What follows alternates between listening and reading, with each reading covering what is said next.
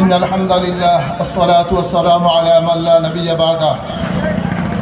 ইসলামী শ্রমিক আন্দোলন কর্তৃক আয়োজিত আজকে এই জিয়া সম্মেলনের সংগ্রামী সভাপতি, আজকে এই সম্মেলনের মহতারাম প্রধান অতিথি পীর সাহেব হুজুর চরমনাই এবং মঞ্চে উপবিষ্ট প্রধান বক্তা ইসলামী শ্রমিক আন্দোলন কেন্দ্রীয় কমিটির সেক্রেটারি জেনারেল জনাব আলহাজ কেএম বিল্লাল হোসেন এবং সামনে উপবিষ্ট ওলামায়ে কেরাম, জেলা এবং থানার নেতৃবৃন্দ, সামনে উপবিষ্ট আমার সহকর্মী সহযোদ্ধা ভাইয়েরা,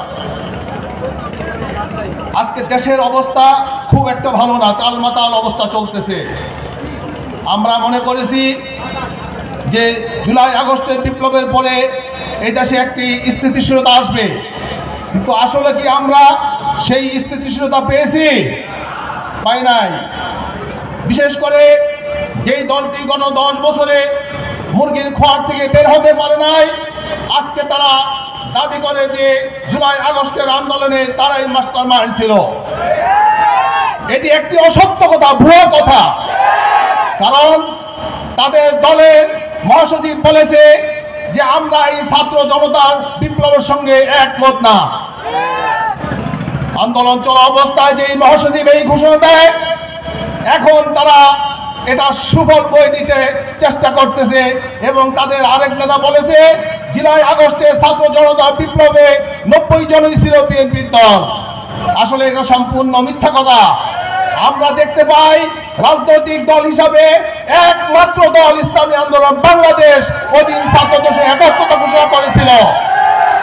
শাহেকে চরমনাই, পীর সাহেব চরমনাইয়ের নেতৃত্বে লক্ষ জনতা নিয়ে ওই দিন রাজপথ প্রকম্পিত করেছিল। কাজেই এ সমস্ত ভুয়া তোলে, এ সমস্ত মিথ্যা প্রবঞ্চনা করে দেশে শান্তি আসবে না, আসতে পারে না। কাজেই আমরা চাই আমাদের শাহেকের যে ঘোষণা, নেতা নয় নীতির পরিবর্তন চাই, কিন্তু আসলে নেতার পরিবর্তন হয়েছে, নীতির পরিবর্তন হয় নাই। কারণ রব বদল হয়েছে, হাত বদল হয়েছে। আজকে যেখানে চাঁদাবাজি ছিল সেখানে চাঁদাবাজি করতেছে, যেখানে টেন্ডারবাজি ছিল টেন্ডারবাজি করতেছে। কাজেই এই সমস্ত ভুয়া তোলে তারা আজকে জনগণকে ধোঁকা দিচ্ছে। কাজেই এই ধোঁকায় এই দেশের জনগণ আর পড়বে না। এই দেশের জনগণ তাদেরকে চিনে ফেলেছে।